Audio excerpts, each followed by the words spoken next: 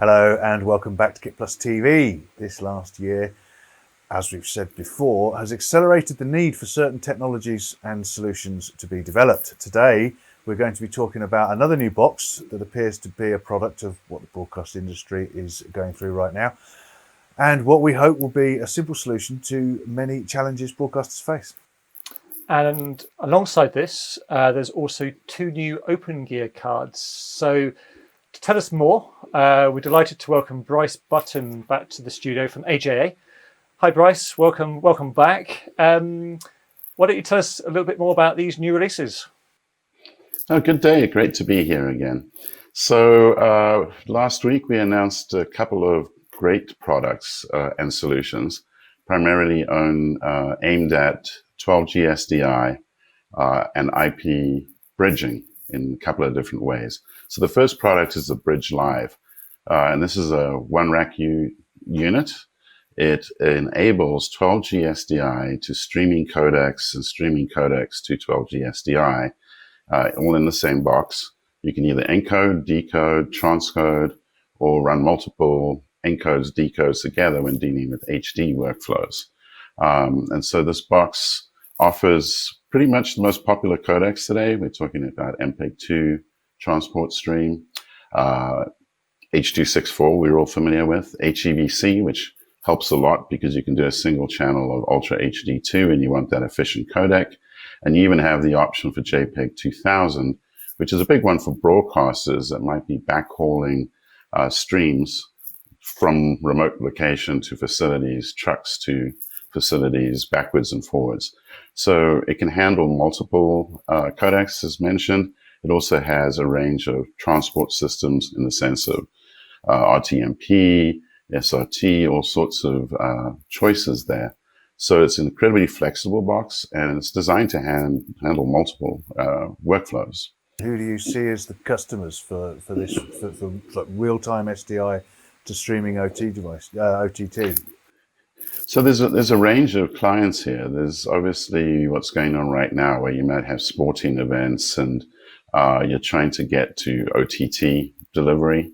In those particular cases, you can send out your program stream, or if you're trying to offer multiple options, right, you might have a program stream plus a couple of other video feeds and giving people a chance to watch those online. Then you could deliver to your various platforms, because this box will go to all the popular social media stuff, but you can also be delivering to entities like AWS. You can be handling straightforward backhaul stuff right to your broadcast center and packaging from there. And it also does really sensible stuff for broadcasters in the sense that it's got adaptive bitrate profiles that you can set up. So you can set up ladders of profiles, which we all need because people have got different bandwidths at home. And so you want to be able to adapt to their bandwidth in terms of your delivery package. You can do ad insertions, which helps, again, if you're trying to send something online and include the online ads. You can do closed captioning, which is a requirement for multiple broadcasters. And you get all sorts of audiences, live remote events at the moment. A lot of houses of worship, for instance, are recording bands, that kind of thing, to prepare them for services. There's quite a large range of workflows. And even for remote collaborators, right now you've got folks that are having to edit at home, that kind of thing. And so you want to get materials to and from SDI devices, in terms of recorders and that type of thing on the other side. So it's all about using the public internet, not making it complicated, low latency. So it's really key to be able to serve those kind of needs. And can you send out multiple streams from a single source, say switch program output? Absolutely, because what you're often going to want to do is you might have your main platform, you're sending a less compressed signal there, and you might choose something like HEVC, but then you might need to do MPEG-2 at the same time to a range of other delivery platforms, CDNs, again, Facebook Live. So you can mix and match the various codecs from the original source and do all of that simultaneously. And you said we're going over the public internet here. There are quite a few people out there that are worried about secure workflows here. Security is a big issue with some of the content that we're dealing with. how's it dealing with this? Yeah, so that's where SRT comes in. So that's SRT stands for Secure, Reliable Transport, and we've become part of the SRT Alliance. And the idea there is that effectively it's double checking to make sure that you're giving it your source, your source destination and your destination info. So that makes it obviously harder for it to be hacked, that kind of thing. It also takes care, that particular transport protocol ensures that latency is handled so that you don't have stuttering, all that kind of thing going on as well. So there's a range of options. You can be doing UDP, RTM, MPS as well. So there are a number of ways, especially for remote production, because some productions have gone back into action. The issue is they can't have everyone on set. They can't send executives, that type of thing. And so you want this type of thing where someone can be shooting in London, studio folks can be sitting in LA, and you can literally send that from set. And because you got multiple, up to four HD sources, you could send them multiple cameras at a time as well. So yeah, it's really going to help, I think, in terms of those remote productions and sending things both directions as needed. And just moving on from this now, Bryce, I believe you've got news for the audio over IP world. Yeah, so it's very exciting. Once again, moving forward with what had been a natural transition into IP. Obviously, a lot of what's going on right now is kind of accelerating that need. So we've built an OG card called the OG-DANTE-12GAM. And what it does is it embeds and disembeds from Dante audio to SDI again. So you could have a camera source that maybe has got mics and so on embedded in the audio. You can disembed from this card and send that off to a mix wherever it needs to go, to a central facility. You could be going the other way around, where someone is bringing in voiceovers, that type of thing, and embed it into your SDI signal. So it's got two independent SDI eyes in, again, 12G SDI, so it'll handle Ultra HD if that's your program format. And you've got two independent SDIs going out. And since that means 16 channels of embedded audio per SDI, you could be moving backwards and forwards a total of 64 channels of audio at a time, because it can do the embedding, disembedding simultaneously. So the great thing about going into an openGear frame and format is you can fit 10 of these cards in a single frame. So you can be doing up to 640 channels of movement here with the embedding, disembedding. So it's making it easy to deal with basically uncompressed audio here, and again, to use very common LAN networks, etc. So it's really very simple. And that's really key for people right now. They don't need complicated workflows. They just need to get stuff done. I was going to say, I mean, the guys that are doing the large volume, the big numbers that you're talking about there probably understand this, but there's other guys who will have openGear boxes with cards that do different things in there. They'd be interested in how complicated it really is to set up a Dante network. I mean, IP workflows like this, are they complicated? Is this simplifying it? Is it easy? Yeah, I think that's the key thing. Ordinate, that started Dante, there's over 450 companies involved with the Dante ecosystem. There's about 2,500 products out there. But this product is unique. It's the first that bridges 12G SDI to Dante audio. And what's key to understand is the attraction here is that the entire system on the Dante side is actually really simple. There's auto discovery of devices on the network.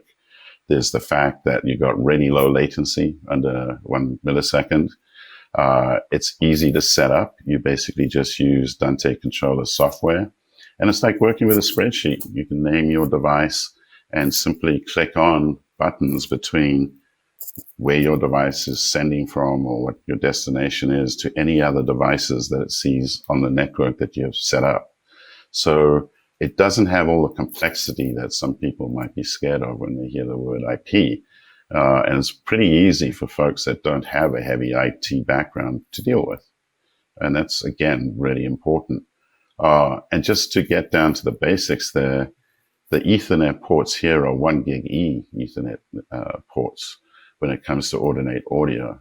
So you don't have to be buying expensive switches, that type of thing. It's all pretty common off-the-shelf networking components. Cool. And so from a practical point of view then, Bryce, I may be working at home remotely. How would a user work with their mix and get into the system to send audio to the card if it's housed at a remote facility? I think it's one of the really great things about Dante is they've looked at this as a real all-encompassing ecosystem. So what you can do is, let's say you've been stuck at home right now, you're not allowed to go out, or just the practicalities of the current situation we're in. You could work on your typical laptop with your digital audio workstation software, maybe your standard HP box kind of thing, and you just download software called a virtual sound card. And what that does is it presents the Ethernet port on your machine as an I/O device, and it'll let you show up on the network. So as long as you're there and you've got the IP address for where you're headed, then you can easily, effectively use the Dante card that we're providing here at a central facility and encode and decode from that simple network. So it's not overly complicated at all. And it means that all these operators, you could be a voiceover artist sitting in one area of the UK, you could be the sound engineer sitting in London, and all these things can be embedded and routed backwards and forwards all at the same time. And it really does make it quite simple. So I think folks are going to find that this is a wonderful solution for dealing with this, because, the key thing is when people hear about audio over IP or what have you, they're thinking of iTunes and stuff like that, where the files are all compressed. But for professionals here, this is completely uncompressed. And the box will also basically, if they've been doing a 96 kilohertz mix and you're going to an SDI destination, which we all know is going to be 48 kilohertz, it'll automatically do that conversion of sampling rates and so on. So really simple. Flexible and simple, good. And so you've got another, finally, openGear solution, ROI-SDI, I think. Tell us a bit more about that. Yeah, so another openGear card, and it's part of our ROI series. And what ROI stands for here, yes, it's a return on investment, but it also means region of interest, right? So the point of region of interest is that you have a source, in this case being an SDI card, you're going to have a 3G SDI source, and you're trying to get it to both SDI and HDMI at the same time. But what you want to do are things like rotate it for a vertical screen. A lot of studios are showing vertical screens for sports, that kind of stuff. And you want to rotate that horizontal source for that purpose. You might have older materials that you're playing back from a digital player, playout server, whatever it may be, over SDI. And you need to get rid of old captions from, 1994 to get rid of that stuff at the bottom of the screen. So you can crop that all out, and then you're automatically choosing your destination format, 720 or 1080. And the other great thing is it'll frame rate convert, because your production might be at, 25p. Original materials might be coming off as 30i, something like that. And you can frame rate it into your destination frame rate. So a really flexible card, and it joins the previous cards that were more geared towards bringing in computer sources where you wanted to have a presentation, that type of thing, and get it into baseband. This is basically handing baseband to baseband outputs, and it'll output as both SDI and HDMI at the same time. So you can plug in your display, you can send the SDI off into your routing system or whatever you need to do from those region of interest crops, rotations, etc. And I guess I can place this card in a chassis or rack frame that I may already have, yeah? Yes, that's a great thing about the openGear platform, right? It's multiple manufacturers. We, of course, make the OGX frame ourselves and just distribute, sell that. But there are many manufacturers that do, and a lot of people already out there. There are thousands of frames in the market today. And so the great thing is that this is open platform. The software is unified in terms of control here. It's dashboard software from Ross. So there's nothing unfamiliar for current users. And it allows you to mix and match, because you might have an OG card need and we don't make that particular card. You can have a third-party manufacturer there, put our card in alongside it, and all of them work in unison. And the good thing about frames, of course, is they have redundant power supplies. You know, they've got a lot more security and stability than if we just made a one-off box in this particular case. So I think that's the key thing, is it joins a community of vendors to provide, you know, your end users all the options they might need. Cool. It's all interesting news. So finally, Bryce, we didn't prepare you for this, and don't panic, but nothing too personal. But you know, we're an industry all about the people.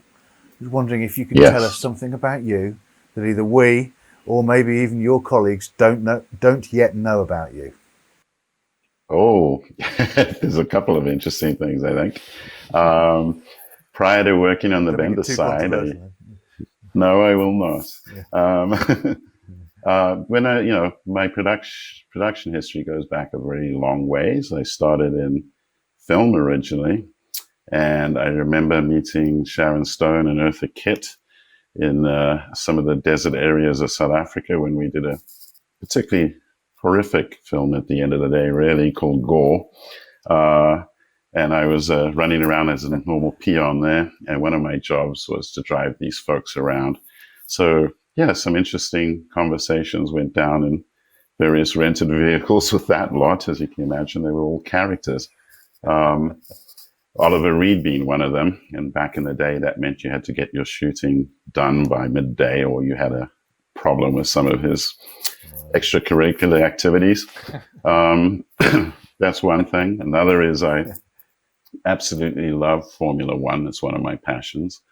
And having grown up in South Africa, back in the 70s, it was not such a corporate machine. And so on a Saturday after qualifying, you could go down to the one and only local sort of resort hotel area where all the drivers stayed. And I had the great pleasure of swimming in a little swimming pool there with James Hunt, beer in hand in the pool, and Nicky Lauda watching from the side there on the benches. They were obviously quite an interesting couple. So, you know, there's been great experiences in life. Yeah. It was a lot of fun. It sounds a lot of fun. Yeah. Well, thanks for watching today, and thank you very much, Bryce, for joining us and coming on this show once again. Now, to see all of our video interviews and kit reviews, then you can head over to KitPlus TV, which is brought to you with the support of Media Proxy, and you can find more about them at mediaproxy.com.